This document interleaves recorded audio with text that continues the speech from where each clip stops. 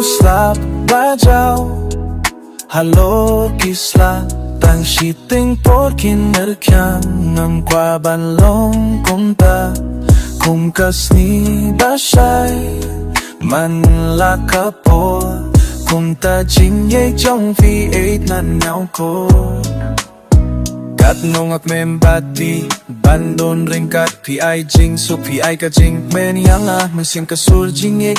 Bangani o mat yan nga pi ai blink men Man kapor habang apay tiapi Marwe nga show jingye Usnushin turkik mat jong tiki pin show biet Hamtam lay aba api pusam yana Jing falang jong fila kung kasni hanga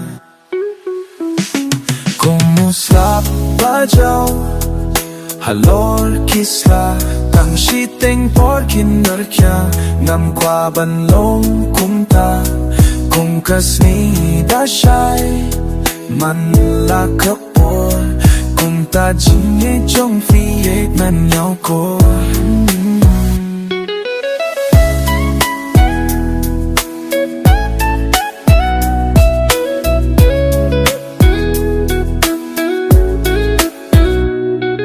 Baekat manadang la Ahane hapirte Hante jingye jing mentang Yapi maruwe Nadukas bagapyo Jingmut jing pirkat Nabinta jompi Hamwat kalak Nampoy pirkat Kumnikay inda shisha Kumati bayad piwan Haka jing jonga Fide ka jing fos nyo Kabala ulong ninta Kabanga amno Paro siyang tausla Tajaw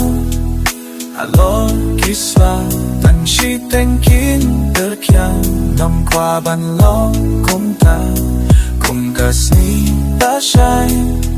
manlakapo Kung ta jingye jong fi eight nan new core